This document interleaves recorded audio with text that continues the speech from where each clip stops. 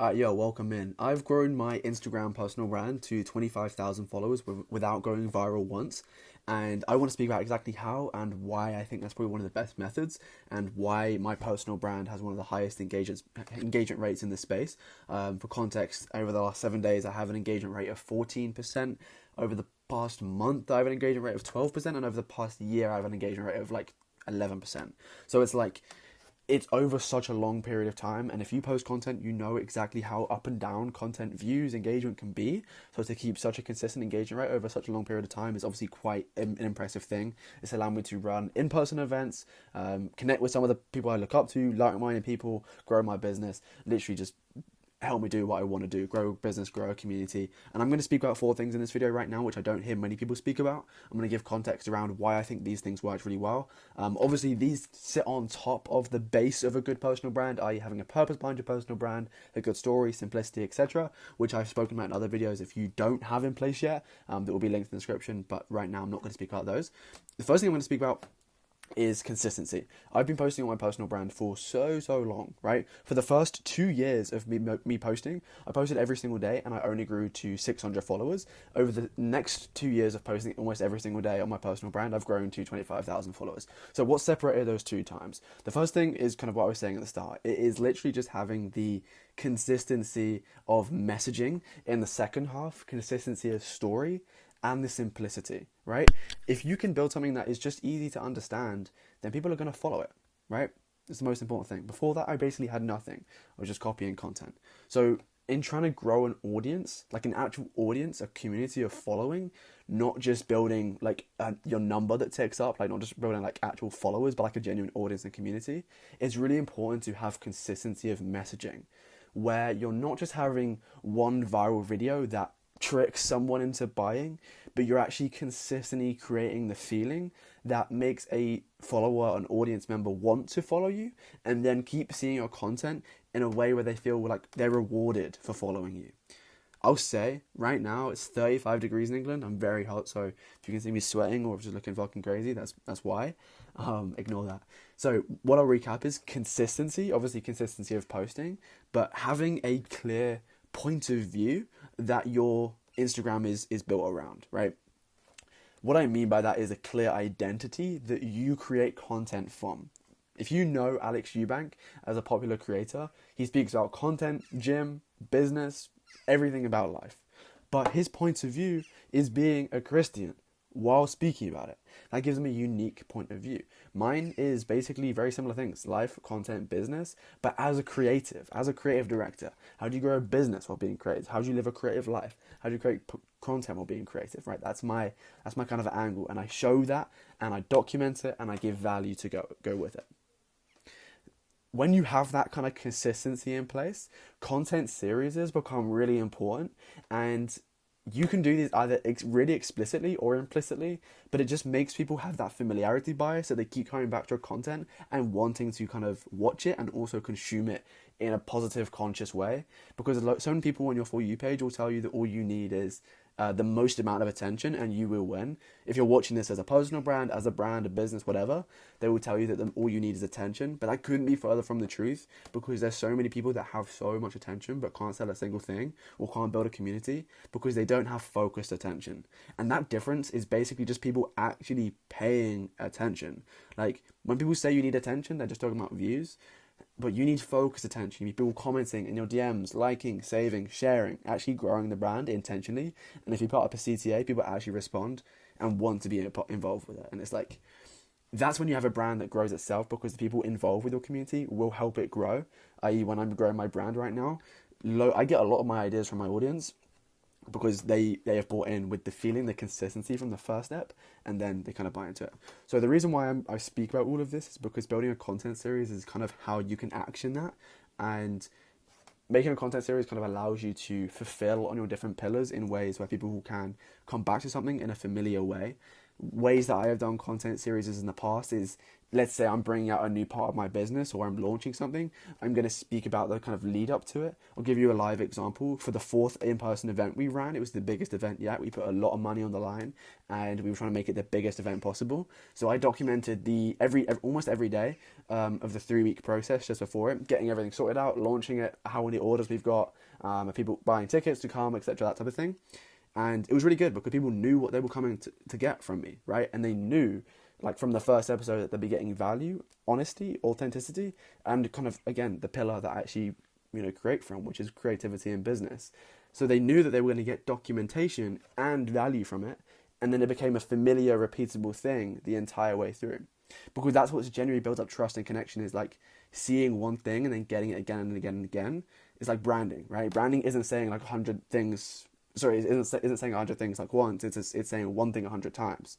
And a content series gives you that while be able to use what's worked. And it gives you it in a way where it doesn't seem boring or like you're repeating yourself, but in a way where people actually your audience will get what they want out of the brand by creating a content series. Another way I'll tell you about this right now, if you have a hook or a video that performs like an outlier really well, I would turn that into a content series by using the same 10 seconds. Obviously, you don't have to use the exact same clips. You can say it again, but just change, like, let's say the value that you give afterwards. So if you have a video that does really well, you can kind of like use that first half of the video and then just create a different like story or different body of the video afterwards and call it episode 2 of the same thing. Right, I'm doing this at the moment. I have a series called Too Creative for 9 to 5, as you can kind of see around here. Like, this is kind of part of it right here. The video didn't do too well, this one, but it's a test, so it's fine. But it links to my brand really well because some of the designs we have are Too Creative for 9 to 5, as you can see right here. If I show you this, then like the designs are this Too Creative for 9 to 5. So it's like, cool. If I'm trying to educate people about what it means, I'm trying to show them what it means. What I will do is create a series around kind of what that means as a kind of like a lifestyle, basically. So it's like, cool, this is a hook, this is the blah, blah, blah, blah, blah. By the way, this is episode 2 of We're Too Creative for 9 to 5, where I'm showing you how to get rich while being creative. Drop us a follow, and then I get into the story. It's a really good way to kind of bring people in and make them feel like they're a part of something, which, again, is one of the reasons why I've been able to build 25,000 followers without going viral, is because when people see a video like that they like, they follow and they watch again and again and again. So you actually accumulate a following rather than just going viral and, again, tricking people into following you once and then you have a dead account, right? That's what some creators run into the problem of. The next thing I'll get into is this kind of like dual wielders, as you can kind of see. Multi-tiered brand and a multi-offers brand, right? My brand has different offers. I run a brand that's called One of One, and I sell different things, and I sell different things at different price tags, and I sell things in different ways. Some people will tell you that that's not the best way to do things because it's so much easier to focus on one thing. I will challenge that and say I'm focusing on one person and I'm helping them get to one outcome, and I'm just offering them different ways to get there, which makes it easier for them to buy. So I can have a broader message, which is something like how to live a creative life, like kind of that's my POV, my content, which has a very broad TAM, total addressable market. Millions and millions and millions of people can buy into that and really fuck with it. But if I'm just selling a high ticket thing, it's like, okay, like 3 people a month might be perfect to buy them from that. But I'm missing out on so many business and so many like actually helping people. Like, I want to have impact with my brand. If I want to be able to offer things to different people, therefore I'm going to launch clothing or I'm going to launch events, and I'm going to be, it's all focused to the same person getting the same outcome, but I'm actually just bringing out different offers to speak to people and help people in different ways. So I'm not forcing one person down the same funnel. I'm actually building an ecosystem that has different tiers in it to give different things. What I mean by tiers is different social platforms to speak about different things and different offers to sell people, to convert people on those things. I'll give you an example for both. Multi-tier, my Instagram is everything. It's the hub. It's the ecosystem connector. I can speak to you on there. I can comment to you on there. I can post like stories that are valuable on there, documentation stories on there, reels, whatever, carousels, all of it, right?